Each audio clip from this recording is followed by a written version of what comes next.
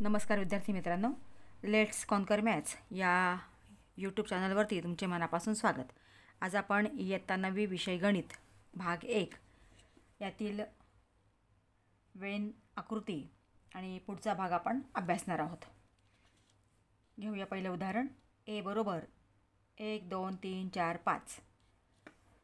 आता संच लिहिण्यासाठी बंदिस्त आकृत्यांचा वापर पहिल्यांदा ब्रिटिश तर्कशास्त्रज्ञ जॉन वेन यांनी केला आणि म्हणून त्यांच्या नावानेच वेन आकृत्या म्हणून त्यांना संबोधलं जातं किंवा वेन आकृत्या म्हणून म्हणतात. वेगवेगळ्या संचातील संबंध समजण्यासाठी आणि त्या संचांवर आधारित उदाहरणे सोडवण्यासाठी या आकृत्यांचा आपल्याला उपयोग करता येतो. आता इथं हा ए संच आहे. तुम्ही वर्तुळ किंवा ओवल म्हणजे अंडाकृती भाग किंवा आयत यासारख्या आकृत्या वापरू शकतात. आता इथं फक्त यातले जे घटक आहेत ते फक्त आकृतीत लिहायचे आहेत. 1 2 3 4 आणि 5. हा संच कोणता आहे? ए. आणि याला इथं ए नाव द्यायचं आहे. म्हणजे जो आपण इथं महिरपी कंसात संच लिहितो तो इथं आपण वेन आकृतीने दाखवलेला आहे. आता इथं बी हा अशा घटकांचा संच आहे की म्हणजे x वजा 10पेक्षा मोठी किंवा वजा 10 आणि 0पेक्षा लहान असा हा x पूर्णांक आहे. आता हा संच आपल्याला गुणधर्म पद्धतीत दिलेला आहे. तो प्रथम यादी पद्धतीमध्ये आपल्याला लिहून घ्यावा लागेल. इथून मी 0पेक्षा लहान आहेत म्हणजे किंवा 0 इथं बरोबर आहे. म्हणजे 0 वजा 1 वजा 2 वजा 3 ऋण 4 ऋण 5 ऋण 6 ऋण 7 ऋण 8 ऋण 9 आणि ऋण 10. कारण इथं एक्सची किंमत ही 10च्या बरोबर आहे किंवा 10पेक्षा मोठी आहे. आता हा संच आहे बी. आता हा आपण यादी पद्धतीत लिहिला आहे. हा वेन आकृतीच्या साहाय्याने आपल्याला दाखवायचा आहे. इथं आयत काढलेला आहे. यात फक्त हे घटक लिहायचे आहेत.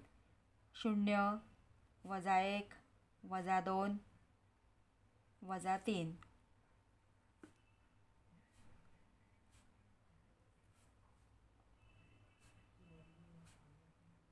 याप्रमाणे फक्त घटक महिरपी कंसात न लिहिता ते आकृतीत लिहायचं म्हणजे वेन आकृती त्या ठिकाणी तयार होते. आता पुढचं आहे उपसंच. आता इथं संच ए आपण घेतलेला आहे. 1 2 3 4 5 6 7 8 हे घटक आहेत आणि संच बीमध्ये 2 4 6 8. आता उपसंच म्हणजे काय की ज्या संचातले घटक, आता इथं मोठा संच ए आहे. आता आपण बीमध्ये सगळे घटक यात आहेत का बघूया. 2 आहे, 4 आहे, 6 बीमधला एमध्ये आहे आणि 8सुद्धा बीमधला एमध्ये आहे. म्हणजे इथं हा बी एचा उपसंच आहे. बी हा एचा उपसंच आहे. हे उपसंचाचं हे चिन्ह आहे. मग उपसंच म्हणजे काय की समजा ए आणि बी हे 2 संच दिलेले असतील तर संच बीमधला प्रत्येक घटक हा संच एमध्ये जर असेल तर संच बीला संच एचा उपसंच म्हणतात. म्हणजे ज्या संचातील घटक ह्या दुसऱ्या संचामध्ये असतात तो घटक काय असतो? उपसंच असतो. आता हे आपल्याला वेन आकृतीच्या साहाय्याने दाखवायचं आहे. मग हा मधला संच आहे म्हणजे इथं हा आहे बी कारण हा उपसंच आहे. 2 4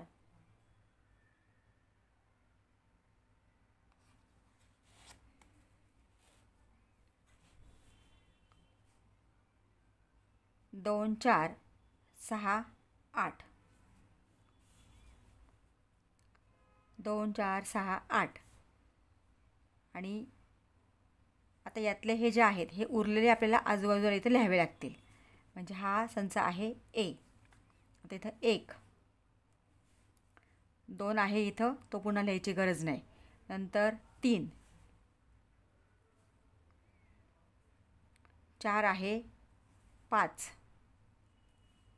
6 आहे, 7 म्हणजे 1 3 5 7 आणि हे ए मधले आणि हे मिळून हा ए संच तयार होतो. म्हणजे अशा पद्धतीने उपसंचसुद्धा आपल्याला वेन आकृतीने दाखवता येतो.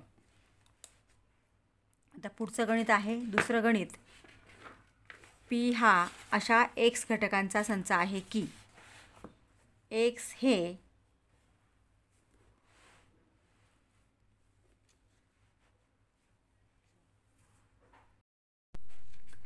एक्स हे 25चे वर्गमूळ आहे. आता 25चं वर्गमूळ काय आहे? 5 धन 5 आणि ऋण 5, कारण ऋणचा वर्गसुद्धा धन असतो. हे आपण हे दोन संच गुणधर्म पद्धतीत तुम्हाला दिलेले आहेत, ते यादी पद्धतीमध्ये आपल्याला प्रथम लिहून घ्यायचे. म्हणून ऋण 5 आणि 5. आता एस हा अशा वाय घटकांचा संच आहे की वाय हा आयचा घटक आहे आणि ऋण 5 पेक्षा वाय हा मोठा आहे किंवा बरोबर आहे आणि 5 पेक्षा लहान आहे. तर इथं आपल्याला आय म्हणजे पूर्णांक संख्या, म्हणजे वाय ह्या काय आहेत? पूर्णांक संख्या आहेत, म्हणजे धन पण येणार आणि ऋण पण येणार. मग एस बरोबर ऋण 5 किंवा ऋण 5 पेक्षा मोठ्या. मग ऋण 5, ऋण 4, ऋण 3, ऋण 2,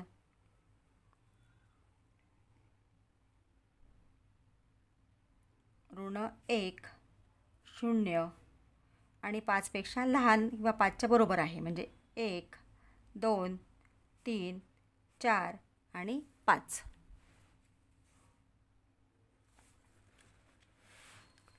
आता इथं कोणता संच उपसंच आहे हे आपल्याला लिहायचं आहे. तर पी मधले दोन्ही घटक एसमध्ये आहेत बघा. ऋण 5 पण आहे आणि 5सुद्धा आहे, म्हणजे पी हा एसचा उपघटक आहे.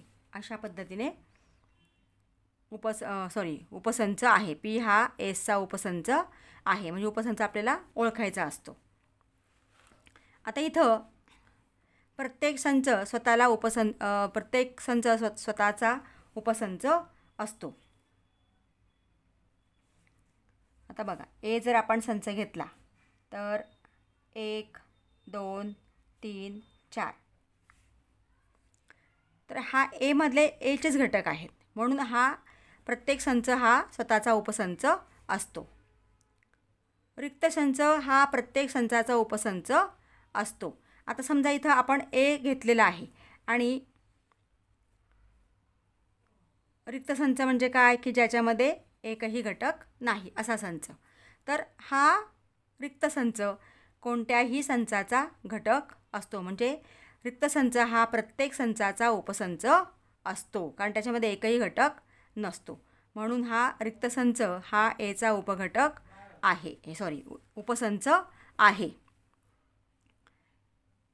रिक्त संच हा एचा उपसंच आहे किंवा तुम्हाला दिलेला कुठलाही संच असेल तर प्रत्येकाचा तो उपसंच असतो. आता जर ए बरोबर बी, तर ए बरोबर बी याचा अर्थ काय आहे की ए आणि बी समान आहेत. म्हणजे समजा आपण ए संच घेतला 1 2 3 4 आणि बी घेतला 2 1 4 3, तर ए मधला प्रत्येक घटक बी मध्ये आहे आणि बी मधला प्रत्येक घटक ए मध्ये आहे. म्हणून संच ए बरोबर बी, म्हणजे हे दोन्ही संच समान आहेत. याचा अर्थ काय आहे की संच ए आणि संच बी हे दोन्ही संच समान आहेत. मग जर दोन्ही संच समान असतील तर प्रत्येक या एमधला प्रत्येक घटक बीमध्ये आहे, संच बीमधला प्रत्येक घटक संच एमध्ये आहे, म्हणजे ए हा बीचा उपसंच आहे. तसंच बीमधले पण घटक एमध्ये आहेत, म्हणजेच बी हा सुद्धा एचा उपसंच आहे. जर दोन्ही संच समान असतील, सारखेच घटक असतील, तर ए हा बीचा उपसंच आहे, तसंच बी हा एचा सुद्धा उपसंच असतो. आणि तेच चौथं आहे बघा. जर ए उपसंच बी आणि बी उपसंच ए, म्हणजे पुन्हा तेच आलं की एमधले प्रत्येक घटक बीमध्ये आहेत आणि बीमधले प्रत्येक घटक एमध्ये आहेत, असं असेल तर दोन्ही संच काय असतात? समान असतात. जेव्हा दोन्ही संच समान असतात तेव्हा ते एकमेकांचे उपसंच असतात. जेव्हा ते एकमेकांचे उपसंच असतात तेव्हा ते दोन्ही संच समानच असतात. तर हे उपसंचाचे 4 गुणधर्म आहेत, हे लक्षात ठेवा. पुढचा अजून एक तुम्हाला प्रकार विचारला जातो, तो म्हणजे दिलेल्या संचाचे आपल्याला उपसंच लिहायचे असतात. मग 3, 2, 5 असा काही प्रश्न तुम्हाला येऊ शकतो. तर इथं ए हा संच आपल्याला दिलेला आहे. 1, 3, 4, 7, 8 या संचाचे 3 उपसंच लिहा. तुम्ही कोणतेही अक्षर वापरू शकता. पी. आता यातलेच घटक लिहायचे आहेत. 1, 3, 4 बघा, पीमधले सगळे घटक एमध्ये आहेत, म्हणजे हा उपसंच आहे. समजा मी क्यू घेतला पुढचा, तर 7, 8 कोणते, फक्त यातलेच तुम्ही घटक लिहायचे आहेत. समजा 3, 4, 7 असे आपल्याला बरेच उपसंच तयार करता येतात. म्हणजे दिलेल्या संचातले फक्त घटक तुम्ही कोणते पण लिहा, त्याच्यापेक्षा कमी लिहायचे, म्हणजे या ठिकाणी आपल्याला उपसंच मिळतो. नंतर पुढचा आहे विश्वसंच. विश्वसंच हा यू अक्षराने दर्शवतात. आता विश्वसंच म्हणजे नेमकं काय ते आपण ह्या उदाहरणाने समजून घेऊया. ए शाळेतील सर्व विद्यार्थ्यांचा संच, बी 9वीतील सर्व विद्यार्थ्यांचा संच, सी इयत्ता 6वी व 7वीतील सर्व विद्यार्थ्यांचा संच आणि डी शाळेतील खो खो खेळाडूंचा संच.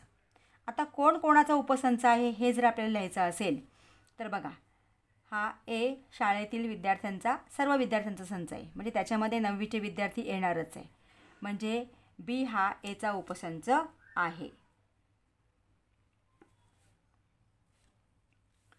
नंतर सी 6वी आणि 7वी. आता शाळेतील सर्व विद्यार्थ्यांमध्ये 6वी आणि 7वीचे येतातच, म्हणजे सी हा एचा उपसंच आहे. खो खो खेळाडूंचा संच, ते सुद्धा शाळेतलेच विद्यार्थी आहेत, म्हणजे डी हा सुद्धा एचा उपसंच आहे.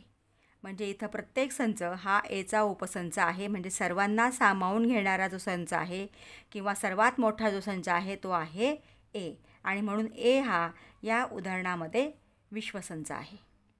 आणि विश्वसंच यू या अक्षराने दर्शवतात.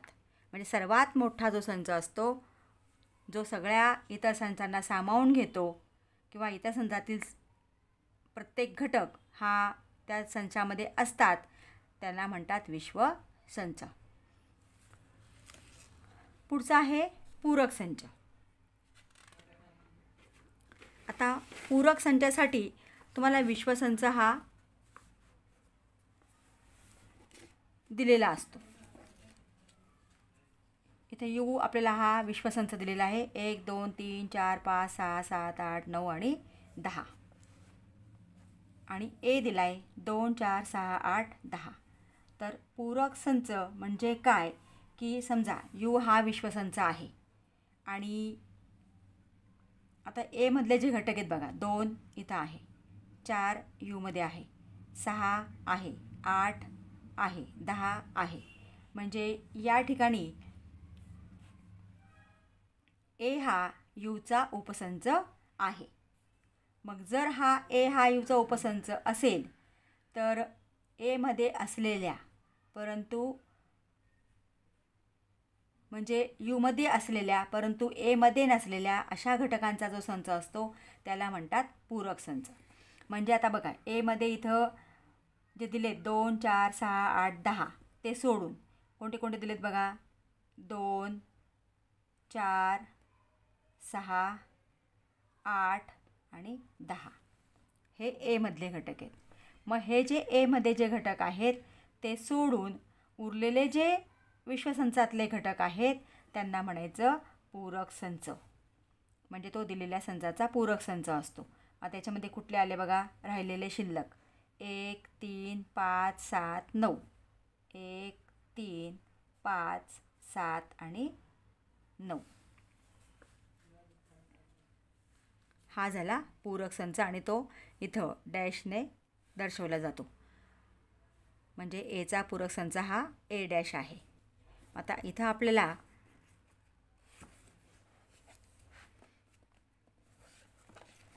वेन आकृतीच्या साहाय्याने विश्वसंच, दिलेला संच आणि पूरक संच दाखवायचे आहेत. तर हा जो संच आहे ह्याच्यामध्ये आपण हा ए घेतला तर 2, 4, 6, 8 आणि 10 आणि उरलेले हा आपण ए डॅश घेतला तर 1, 3, 5, 7, 9 आणि हा जो पूर्ण संच आहे हा आहे यू म्हणजे विश्वसंच. कारण या संचामध्ये हे पण घटक आहेत आणि हे पण घटक आहेत. अशा पद्धतीने पूरक संच आपल्याला काढता येतो आणि त्याची वेन आकृतीसुद्धा आपल्याला काढता येते. आता पुढचं दुसरं उदाहरण घेऊया. इथं यू 1, 3, 9, 11, 13, 18, 19 आणि बी दिलेला आहे 3, 9, 11, 13. आता इथं आपल्याला बी डॅश काढायचा आहे. मग बी डॅश काढण्यासाठी हा 3 मी इथं गोल करते म्हणजे लक्षात येईल तुमच्या. 3, 9, 11 आणि 13 हे बीमधले जे घटक आहेत ते सोडून यूमधले जे उरलेले घटक आहेत तो म्हणजे बी डॅश किंवा पूरक संच. आता राहिलेले कुठले आहेत बघा. 1, 18 आणि 19. आता बी डॅशचा डॅश आपल्याला काढायचा आहे म्हणजे बी डॅशचा पूरक संच. मग बी डॅशचा पूरक संच म्हणजे काय की बी डॅशमधले जे घटक आहेत, बी डॅशमध्ये जे घटक आहेत ते यूमध्ये आहेतच. ते सोडून उरलेले जे घटक आहेत ते आपल्याला बी डॅशचा डॅशमध्ये लिहावे लागतील म्हणजे बी डॅशचा पूरक संचात लिहावे लागतील. तर ते आहेत 3, 9, 11 आणि 13. कारण बी डॅश आपण 1, 18, 19 हे सोडून दिले कारण ते बी डॅशमध्ये आहेत. त्याचा पूरक संच म्हणजे हे उरलेले घटक म्हणजे हे संच आले आणि हा संच म्हणजेच काय आहे बी आहे. म्हणजे आपल्याला बी डॅश किंवा बी डॅशचा पूरक संच हा आपल्याला बीच मिळतो. दिलेल्या संचाचा पूरक संच हा दिलेला संचच आपल्याला मिळत असतो. हे लक्षात घ्या. आता हे आपल्याला वेन आकृतीने दाखवायचं आहे. मग आपण इथं बी लिहूया. बी तुम्हाला दिला आहे 3, 9, 11, 13. 3, 9, 11, 13. आता बी डॅश उरलेले 1,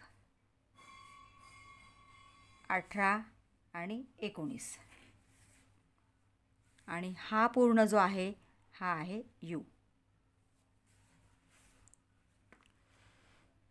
अशा पद्धतीने पूरक संचावरची उदाहरणं सोडवायला तुम्हाला येतात.